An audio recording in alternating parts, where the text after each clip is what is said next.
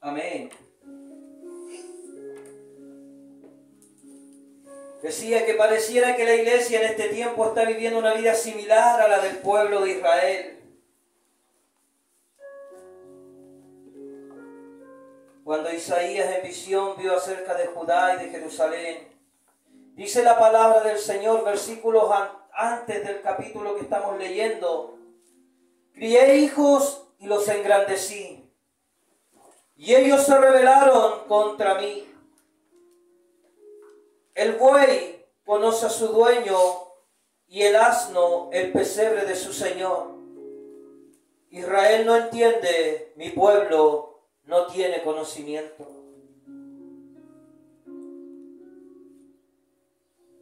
Fueron bendecidos, fueron prosperados.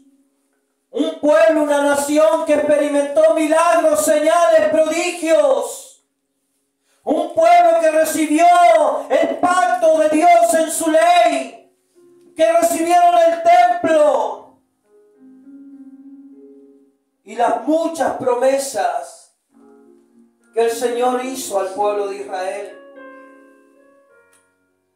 Sin embargo, esta nación llevaba una vida pecaminosa, apartada de Dios, y hacían caso omiso a todo lo que Dios les había entregado.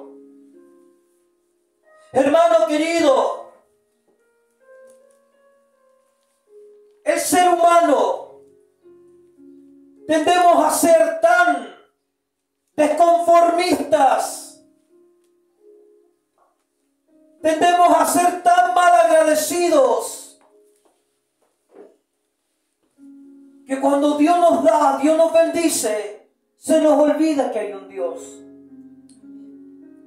Ya no hay más humillación, ya no hay más búsqueda. Y muchas veces le preguntamos al Señor: Señor, ¿por qué no me bendices? Y el Señor nos dice: quisiera darte todo.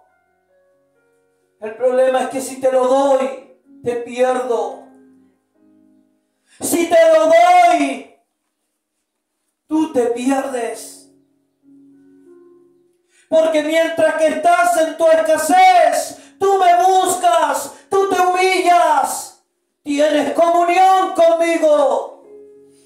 El pueblo de Israel era bendecido, era prosperado. El pueblo de Israel, cuando estaba en la mejor condición de todas, era cuando más se apartaba de Dios.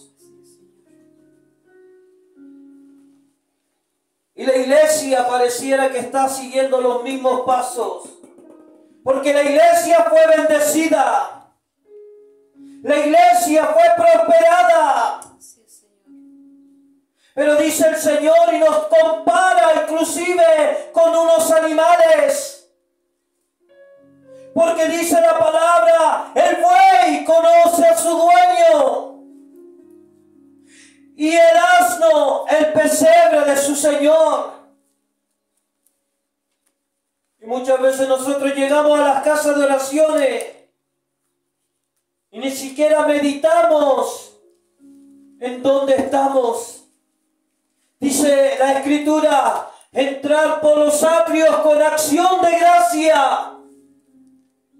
Pero a veces como que entramos a cualquier club social, a cualquier junta vecinal, y la iglesia, el templo de Dios, se termina convirtiendo en un paseo peatonal, ida y venida, entrada y salida. Amén. Y a veces el cuchilleo, el teléfono, nos terminan desconectando del propósito que debe tener un cristiano al momento de llegar a la casa de oración. El Señor dijo bien claro: mi casa será casa de oración y puerta del cielo. Pero hoy por hoy las puertas están enviando a la gente al infierno. Porque ya no hay corrección, ya no hay disciplina, ya no hay palabra de Dios. Y Dios tenga misericordia de nosotros. Amén. Porque porque gran cuenta tendremos que dar ante los ojos de nuestro Creador. Los versículos del 7 al 9 dicen: vuestra tierra está destruida, vuestras ciudades puestas a fuego, vuestra tierra delante de vosotros comida por extranjeros y asolada como asolamiento de extraño. Y queda la hija de Sión como enramada en viña y como cabaña en melonar, como ciudad asolada. Si Jehová de los ejércitos no hubiese dejado un resto pequeño, como Sodoma fuéramos y semejantes a Gomorra. Nuestras tierras saqueadas por extranjeros.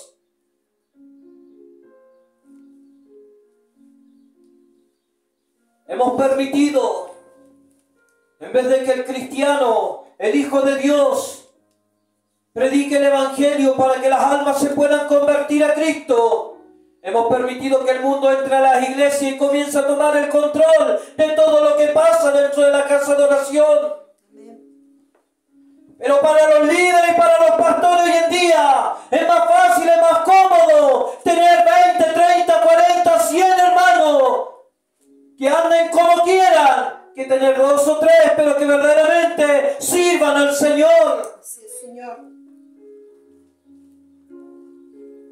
Hermano amado, Dios no nos llamó con el propósito de tener nuestros bolsillos llenos de dinero.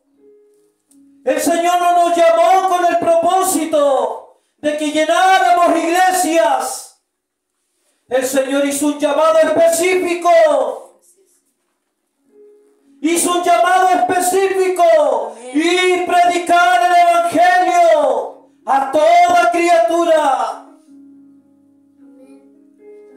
Si bien es cierto, es necesario que la iglesia se sostenga, pero la iglesia, hermano amado, no la hacen 4 paredes. La iglesia somos usted, soy yo. Esa es la iglesia de Cristo. Por eso el Señor dijo: donde hayan 2 o 3 congregados en mi nombre, yo estaré en medio de ellos. Amén. En la calle, en el hospital, en el trabajo, en las cárceles, en todo lugar donde podamos predicar la palabra de Dios, Cristo estará en ese lugar. Alabado sea el nombre del Señor. Amén. Pero dice la Escritura: si Jehová de los ejércitos no nos hubiese dejado un resto pequeño, vendríamos a ser semejante a Sodoma. Había un pequeño remanente. Había un pequeño remanente que no se había doblegado ante las seducciones de Satanás. Un pequeño remanente que no se había apartado. Hermano amado, para lo que para muchos será ilógico, para lo que para muchos será incoherente, para Dios será manifestar su gloria en la vida de aquellos que un día fueron rechazados, en la vida de aquellos que un día fueron despreciados. En ellos Dios manifestará su poder y comenzará a levantar su iglesia. Amén. Porque dice el Señor que Él busca adoradores en espíritu y en verdad. Y aquel que no haya experimentado el perdón de Dios en su vida, aquel que se crea perfecto ante los demás, aquel que diga: yo no tengo nada por qué arrepentirme, cuidado, porque el Señor dice que si dices que no has pecado, eres un mentiroso. Porque todos somos pecadores delante de la presencia de nuestro Dios. Y por ello tan necesario que la sangre de Jesucristo nos lave, nos limpie, nos purifique. Vuestra tierra comida por extranjeros. ¿Acaso no es como hoy la iglesia está y se encuentra? ¿A qué podemos llamar extranjeros dentro de la iglesia? Aquellos que vienen con costumbres que no están en la palabra.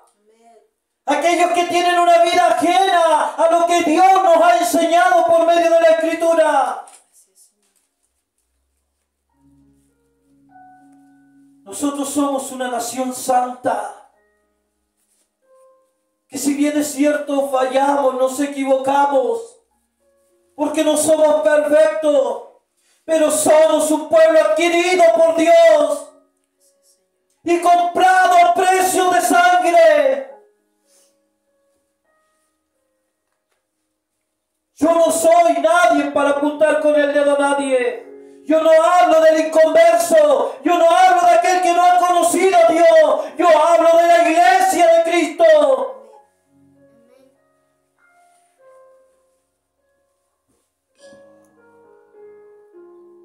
Incorporando costumbres del mundo dentro de la iglesia.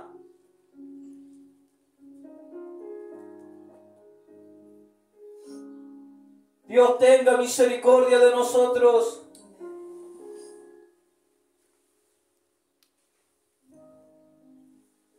Alabado sea el nombre del Señor. Jehová está cansado de la vana ofrenda. Jehová está cansado de que se oye en los atrios. Y el incienso ante la presencia del Señor ya es abominación. Lavaos y limpiaos. Quitad la iniquidad de vuestras obras. De delante de mis ojos dejad de hacer lo malo. Aprender a hacer el bien. Buscad el juicio, restituir al agraviado, hacer justicia al huérfano, amparar a la viuda. El Señor no quería castigar a su pueblo. Dios no quería condenar a su pueblo. Y les dice: apartaos, lavaos, limpiad de lo impuro. Apártate de tu mal camino, apártate de tu mal proceder. Hermano amado, note, Dios le está hablando a su pueblo, al pueblo escogido. Dios hoy le está hablando a la iglesia de Dios, no al inconverso, no al incrédulo, sino que a la iglesia de Cristo. Apártate de tu mala manera de vivir. Apártate de la hipocresía, apártate del orgullo, apártate de la vanagloria, apártate de la inmoralidad.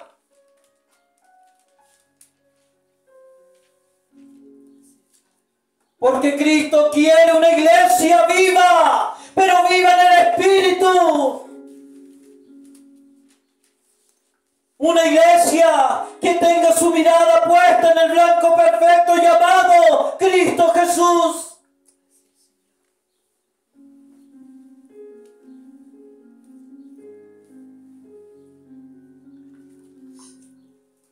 Alabado sea el nombre del Señor. Bendito sea tu nombre, Padre Santo. La iglesia se acostumbró a vivir momentos de emociones.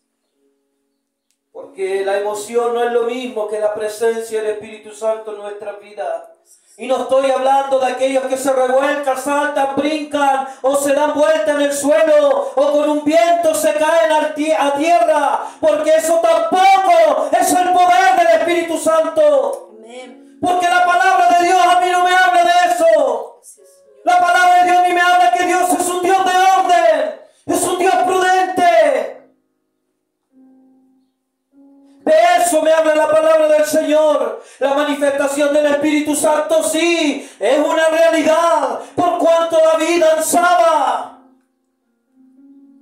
Y muchos lo catalogan como un asunto puntual, un hecho puntual.